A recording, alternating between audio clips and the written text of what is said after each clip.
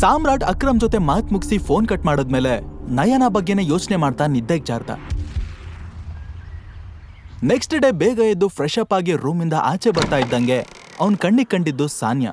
ಅವಳು blue colour top ಮತ್ತೆ white colour shorts ಹಾಕಿದ್ಲು. ಟ್ರೆಡಿಷನಲ್ ಡ್ರೆಸ್ ಎಷ್ಟು ಚೆನ್ನಾಗಿ ಕಾಣುತ್ತೋ ಮಾಡರ್ನ್ ಡ್ರೆಸ್ಸು ಅವಳಿಗೆ ಅಷ್ಟೇ ಚೆನ್ನಾಗಿ ಸೂಟ್ ಆಗ್ತಿತ್ತು. ಸಾಮ್ರಾಟ್ ದಿನದಿಂದ ದಿನಕ್ಕೆ ಅವಳ ಮೇಲೆ ಜಾಸ್ತಿ ಅಟ್ರಾಕ್ಟ್ ಆಗ್ತಾ ಇದ್ದ. ಅವನು ಗೊತ್ತಾಗ್ದೆ ಅವಳನ್ನ ನೋಡ್ತಾ ಹಾಗೆ ಸ್ಟನ್ ಆಗಿ ನಿಂತಿದ್ದ. ಆಗ್ಲೇ ಎಲ್ರು ಡೈನಿಂಗ್ ಟೇಬಲ್ ಅಲ್ಲಿ ಕೂತಿದ್ರು. ಸಾಮ್ರಾಟ್ ಕೂಡ ಟೇಬಲ್ ಹತ್ರ ಬಂದು ಎಲ್ರ ಕಡೆ ನೋಡಿ ಲೋ ವಾಯ್ಸ್ ಅಲ್ಲಿ ಗುಡ್ ಮಾರ್ನಿಂಗ್ ಅಂದ. ಶರ್ಮಿಳಾ ಬ್ರೆಡ್ಗೆ ಬಟರ್ ಹಚ್ತಾ ಇತ್ತೀಚೆಗೆ ನಿನ್ಗೆ ತುಂಬಾ ಸೊಗಸಾಗಿ ನಿದ್ದೆ ಬರ್ತಿರ್ಬೇಕು ಅಲ್ವಾ? ನೀನ್ ನಿನ್ ಲೈಫಲ್ಲೇ ಇಷ್ಟು ಮೆತ್ತಗಿರೋ ಹಾಸಿಗೆಲ್ ಮಲ್ಗಿರಲ್ಲ ಅನ್ಸತ್ತೆ. ತಿರುಕನ್ ಕನ್ಸು ನಿಜ ಆಗಿರೋ ತರ ಇದೆ ಅಲ್ವಾ? ಶ್ರೀಕಂಠ ದತ್ತ ಒಂದ್ ತುತ್ತು ಬಾಯಿಗಿಟ್ಟು, ಸಾನ್ಯಾ, ನಿನ್ನೆ ರಾತ್ರಿ ಸಾಮ್ರಾಟ್ ಎಲ್ ಮಲ್ಗಿದ್ನಮ್ಮ ಅಂತ ಕೇಳಿದ್ರು. ಇದ್ದಕ್ಕಿದ್ದಂತೆ ತಾತ ಹಿಂಗ್ ಕೇಳ್ತಿರೋದ್ರಿಂದ ಸಾನ್ಯಾ ಫುಲ್ ಗಾಬರಿ ಆಗೋದ್ಲು. ತಲೆ ತಗ್ಗಿಸ್ಕೊಂಡು ನನಗ್ ಗೊತ್ತಿಲ್ಲ ತಾತ ಅಂತ ಹೇಳ್ತಿದ್ದಂಗೆ ಶರ್ಮಿಳಾ ಮಧ್ಯೆ ಬಂದು, ಅದ್ರಲ್ಲೇನ್ ಡಿಫ್ರೆನ್ಸ್ ಇದೆ? ಅಷ್ಟಕ್ಕೂ ಇವ್ರಿಬ್ರಿಗೂ ಮದ್ವೆನೇ ಆಗಿಲ್ವಲ್ಲ, ಅವ್ನ್ ಎಲ್ ಬೇಕಾದ್ರೂ ಬಿತ್ಕೊಳ್ಳಿ ಅಂದ್ಲು. ಶ್ರೀಕಂಠ ದತ್ತ ಬ್ರೇಕ್ಫಾಸ್ಟ್ ಮಾಡೋದ್ ಬಿಟ್ಟು ಶರ್ಮಿಳಾ ಕಡೆನೆ ನೋಡಿದ್ರು. ಅವಳು ಮೂಕ್ ಮುರಿತಾ ನಿಂತಿದ್ಲು. ಅವಳ ಜೊತೆ ಮಾತಾಡೋದು ವೇಸ್ಟ್ ಅಂತ ಅನ್ಕೊಂಡು ಸಾನ್ಯಾ ಮತ್ತೆ ಸಾಮ್ರಾಟ್ ಕಡೆ ನೋಡ್ತಾ, ಇವತ್ತೇ ನಿಮ್ಮಿಬ್ರು ಮದ್ವೆ, I mean register marriage. So Sanya, Samrat, ನೀವಿಬ್ರು ರೆಡಿ ಆಗ್ರಿ ಅಂದ್ಬಿಟ್ರು. ಅದನ್ ಕೇಳಿ ಸಾನ್ಯಾ ಪ್ರಜ್ಞೆ ತಪ್ಪಿ ಬೀಳೋದೊಂದು ಬಾಕಿ ಇತ್ತು. ತಾತ, ಏನ್ ಹೇಳ್ತಾ ಇದ್ದೀರಾ ನೀವು? ಪ್ಲೀಸ್, ನನ್ಗೆ ಸಾಮ್ರಾಟ್ನ ಮದ್ವೆ ಆಗೋದು ಸ್ವಲ್ಪನೂ ಇಷ್ಟ ಇಲ್ಲ. ಅರೆ, ಇಷ್ಟ ಇಲ್ಲ ಅಂದ್ರೆ ಹೇಗೆ? ಇದೆಲ್ಲ ಅವನ ಜೊತೆ ಒಂದೇ ಬೆಡ್ಡಲ್ಲಿ ರಾತ್ರಿ ಕಳೆಯೋ ಮುಂಚೆನೆ ಯೋಚನೆ ಮಾಡ್ಬೇಕಿತ್ತು. ಈ ಕೊಂಡೋದ್ ಮನೆ ರೂಲ್ಸ್ ಬಗ್ಗೆ ಗೊತ್ತಿದೆ ತಾನೆ? ಅದು ನಿನಗೂ ಅಪ್ಲೈ ಆಗತ್ತೆ ಸಾನ್ಯಾ. ನೀನು ಸಾಮ್ರಾಟ್ನೇ ಮದ್ವೆ ಆಗ್ಬೇಕು, ಅವನ್ ಜೊತೆನೇ ಇರ್ಬೇಕು. ಈಗ ಶರ್ಮಿಳಂಗೆ ಮಾತಾಡದೆ ಇರೋದಕ್ಕಾಗ್ಲಿಲ್ಲ. ಮಾವಯ್ಯ, ಈ ನಿಮ್ ಕೊಂಡದ್ ಮನೆ ಶಾಸ್ತ್ರ ಸಂಪ್ರದಾಯ ಎಲ್ಲ ಮುತ್ತಜ್ಜನ್ ಕಾಲದ್ದು. ಈಗಿನ ಜನರೇಷನ್ ಅವರೆಲ್ಲ ಯಾರು ಇದನ್ನ ಫಾಲೋ ಮಾಡಲ್ಲ. ಅದ್ರಲ್ಲೂ ಮದ್ವೆ ಆಗೋ ವಿಚಾರದಲ್ಲಿ ಅವ್ರ ಪಾರ್ಟ್ನರ್ನ ಚೂಸ್ ಮಾಡ್ಕೊಳ್ಳೋ ರೈಟ್ಸ್ ಅವ್ರಿಗೆ ಇದೆ ತಾನೆ. ಮತ್ತೆ ನಮ್ ಸಾನ್ಯಾಗ್ ಯಾಕೆ ಆ ರೈಟ್ಸ್ ಇಲ್ಲ? ಶ್ರೀಕಂಠ ದತ್ತ ಕಣ್ ಕೆಂಪ್ ಮಾಡ್ಕೊಂಡು ಶರ್ಮಿಳಾಗೆ ಒಂದ್ ಲುಕ್ ಕೊಟ್ರು. ಸುಮ್ನಿದ್ರೆ ನಿನ್ಗೆ ಒಳ್ಳೇದು ಅನ್ನೋ ವಾರ್ನಿಂಗ್ ತರ ಇತ್ತು ಅದು. ಹಾಗೆ ಸಾಮ್ರಾಟ್ ಕಡೆ ತಿರುಗಿ, ನಿನ್ ಥಿಂಗ್ಸ್ನೆಲ್ಲ ತಗೊಂಡು ಈ ಮನೆಗೆ ಶಿಫ್ಟ್ ಆಗು. ಇನ್ಮೇಲೆ ನೀನು ಸ್ಟೋರ್ ರೂಮ್ನಲ್ಲ, ಸಾನ್ಯಾ ರೂಮ್ನಲ್ಲಿರ್ಬೇಕು. ನೀವಿಬ್ರು ಇನ್ಮೇಲೆ ಗಂಡ ಹೆಂಡತಿ ಥರನೇ ಜೊತೆಲಿರ್ಬೇಕು. ಬೇಗ ಮದ್ವೆಗೆ ರೆಡಿ ಆಗು. ಇದ್ರಲ್ಲಿ ಯಾವ ಬದಲಾವಣೆನೂ ಇಲ್ಲ. ಎಲ್ರಿಗೂ ಅರ್ಥ ಆಗಿದೆ ಅನ್ಕೊಂಡಿದ್ದೀನಿ. ಶ್ರೀಕಂಠ ದತ್ತ ಅವ್ರ ವಾಯ್ಸಲ್ಲಿರೋ ಗಾಂಭೀರ್ಯಕ್ಕೆ ಎಲ್ರು ಗಾಬರಿ ಆದ್ರು. ಆದ್ರೆ ಶರ್ಮಿಳಾ ಮಾತ್ರ ಸುಮ್ನಾಗ್ಲಿಲ್ಲ. ಸರಿ, ಹಾಗಾದ್ರೆ ಅವ್ರಿಬ್ರು ಮದ್ವೆ ಆಗೋಕ್ಕೂ ಮೊದ್ಲು ನಿಮ್ಗೊಂದ್ ಸತ್ಯ ಹೇಳ್ತೀನಿ. ನೀವು ಚೂಸ್ ಮಾಡಿರೋ ಹುಡುಗ ಎಷ್ಟು ಒಳ್ಳೆಯವನು, ಅವನ್ ಸಂಸ್ಕಾರ ಹೇಗಿದೆ ಅಂತ ಸಾಕ್ಷಿ ಸಮೇತ ತೋರಿಸ್ತೀನಿ ನೋಡಿ ಅಂತ ಹೇಳ್ತಾ ಫೋನ್ ತೆಗೆದು ಹೋಟೆಲಲ್ಲಿ ಆ ಹುಡುಗಂಗ್ ಹೊಡೆದಿದ್ದ ವಿಡಿಯೋ ತೋರಿಸಿದ್ಲು. ನೋಡಿ, ಈ ಮನೆ ಹಾಳ ಪಬ್ಲಿಕ್ ಅಲ್ಲಿ ಹೇಗ್ ಬಿಹೇವ್ ಮಾಡ್ತಿದ್ದಾನೆ ಅಂತ. ಇವನ್ ಜೊತೆ ಸಾನ್ಯನ್ ಮದ್ವೆ ಆದ್ರೆ ಅವಳ ಹೆಸರು ಕೂಡ ಹಾಳಾಗತ್ತೆ. ಆ ವಿಡಿಯೋ ನೋಡ್ತಾ ಇದ್ದಂಗೆ ಶ್ರೀಕಂಠ ದತ್ತ ಅವ್ರ ಮುಖದಲ್ಲಿ ಕೋಪ ಎದ್ದು ಕಾಣಿಸ್ತು. ಕೂಡ್ಲೆ ಸಾಮ್ರಾಟ್ ಗಾಬರಿಯಿಂದ, ಅದು ಹಾಗಲ್ಲ, ನಾನೇನ್ ಬೇಕು ಅಂತ ಮಾಡಿದ್ ಅಂತ ಅವನ್ ಹೇಳ್ತಿದ್ದಂಗೆ, ನೀನ್ ಸಮಜಾಯಿಷಿ ಕೊಡೋ ಅಗತ್ಯ ಇಲ್ಲ. ಒಬ್ಬ ವ್ಯಕ್ತಿ ನೋಡ್ತಿದ್ದ ಹಾಗೆ ಅವನ್ ಎಂತವನು ಅಂತ ಅಳಿಯೋ ಕೆಪಾಸಿಟಿ ನನಗಿದೆ ಅಂತ ಖಡಕ್ಕಾಗಿ ಹೇಳ್ಬಿಟ್ರು. ಸಾಮ್ರಾಟ್ಗೆ ಸಿಕ್ಕಾಪಟ್ಟೆ ಬೇಜಾರಾಯ್ತು. ಕೈಯಲ್ಲಿರೋ ತುತ್ ಕೂಡ ಪ್ಲೇಟಿಗೆ ಹಾಕ್ಬಿಟ್ಟ. ಶ್ರೀಕಂಠ ದತ್ತ ಆಳ್ವಾಗಿ ಉಸಿರೆಳ್ಕೊಂಡು, ಶರ್ಮಿಳಾ, ಸಾಮ್ರಾಟ್ ನಾನ್ ಹುಡುಕಿದ ಹುಡುಗ ಅಲ್ಲ. ಯಾವತ್ತು ಸಾನ್ಯಾ ಸಾಮ್ರಾಟ್ ಜೊತೆ ಒಂದು ರಾತ್ರಿ ಕಳೆದ್ಲೋ ಅವತ್ತೇ ಅವಳ ಹಣೆ ಬರ ಡಿಸೈಡ್ ಆಗ್ಬಿಡ್ತು. ಸೊ ನಾನು ಏನೂ ಮಾಡೋದಕ್ಕಾಗಲ್ಲ. ಕೊಂಡದ್ ಮನೆ ಸಂಪ್ರದಾಯ ಮುರಿಯೋದಕ್ಕೆ ನಾನ್ ಬಿಡೋದಿಲ್ಲ.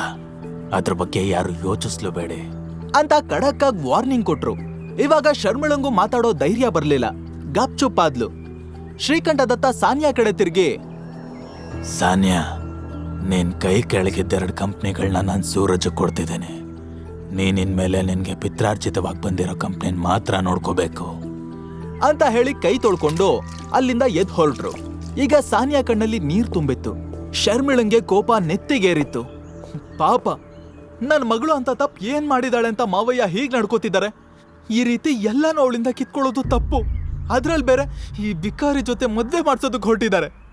ಅಷ್ಟರಲ್ಲಿ ರಾಜೀವ್ ಆಶ್ಚರ್ಯದಿಂದ, ಸಾಮ್ರಾಟ್, ನೀನ್ ನಿಜವಾಗ್ಲೂ ಅಕ್ರಮ್ ಕಂಪ್ನಿಯಲ್ಲಿ ಕೆಲಸ ಮಾಡ್ತಾ ಇದೀಯಾ ಅಂತ ಕೇಳ್ದ. ಸಾಮ್ರಾಟ್ ಜಸ್ಟ್ ಹೌದು ಅಂತ ತಲೆ ಆಡಿಸ್ತಾ. ಈ ಕಡೆ ಸಾನ್ಯಾ ಲೋ ವಾಯ್ಸ್ ಅಲ್ಲಿ ಸಾಮ್ರಾಟ್ ತಂದೆ ಅಕ್ರಮ್ ಸರ್ ಕಾರ್ ಡ್ರೈವರ್ ಆಗಿದ್ರಂತೆ ಅಂದ್ಲು. ಅದನ್ ಕೇಳಿ ರಾಜೀವ್ ಮತ್ತೆ ಶರ್ಮಿಳಾ ಇಬ್ರು ಮುಖಾನು ಬೆಳಚ್ಕೊಂತು. ಹಾಗಾದ್ರೆ ಅಕ್ರಮ್ಗೆ ಇವನ್ ಪರಿಚಯ ಇದ್ಯಾ? ಇವನ್ ಹೇಳಿದ್ದೆಲ್ಲ ನಿಜಾನಾ?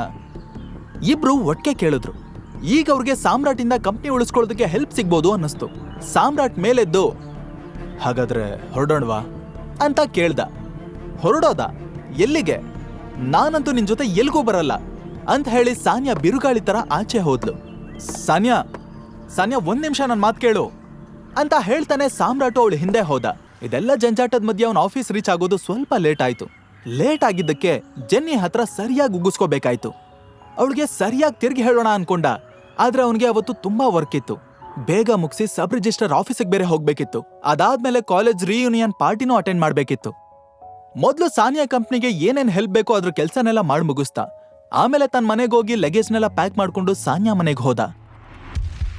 ಶ್ರೀಕಂಠದತ್ತ, ರಾಜೀವ್, ಶರ್ಮಿಳಾ ಯಾರೂ ಮನೇಲಿದ್ದ ಹಾಗಿರ್ಲಿಲ್ಲ.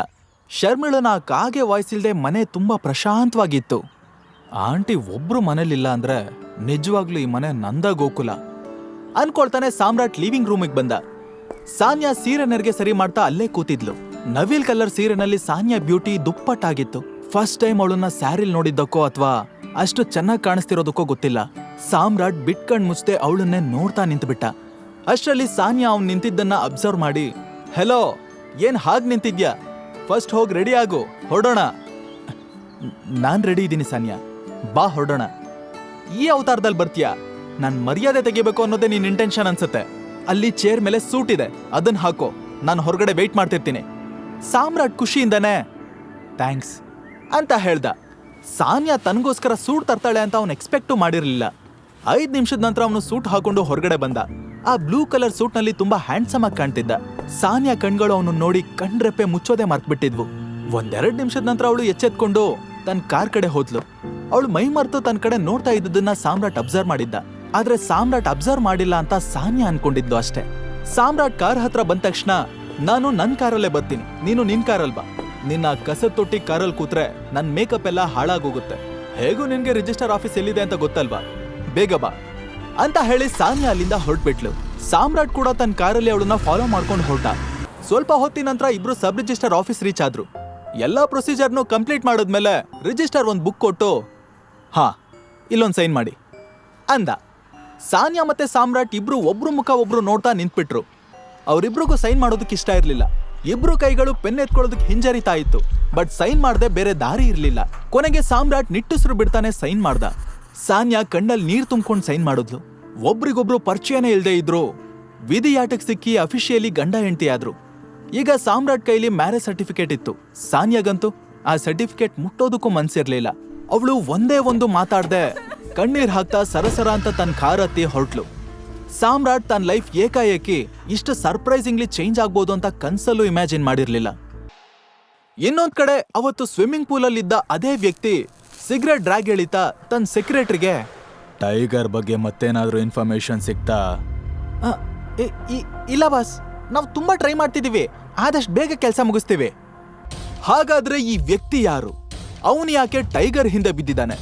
ಸಾಮ್ರಾಟ್ ಜೀವನದಲ್ಲಿ ಬರೋ ಹೊಸ ಟ್ವಿಸ್ಟ್ ಏನು? ಇದನ್ನೆಲ್ಲ ತಿಳ್ಕೊಳ್ಳೋದಕ್ಕೆ ಕೇಳ್ತಾ ಇರಿ tiger returns, only on pocket FM. ಈಗ ನೀವು ಪಾಕೆಟ್ ಎಫ್ಎಂ ನಲ್ಲಿರೋ ಎಲ್ಲಾ ಶೋಗಳನ್ನ ಈಸಿಯಾಗಿ ಕೇಳಬಹುದು. ಈಗಲೇ ಡೌನ್ಲೋಡ್ ಮಾಡಿ ಪಾಕೆಟ್ ಎಫ್ಎಂ ಮತ್ತು ಕೇಳಿ ದೇಶ ವಿದೇಶದಲ್ಲಿ ಫೇಮಸ್ ಆಗಿರೋ ಟೈಗರ್ ರಿಟರ್ನ್ಸ್ ಅನ್ನೋ ಮೈ ನವಿರೇಳಿಸೋ ಕಥೆಯನ್ನ.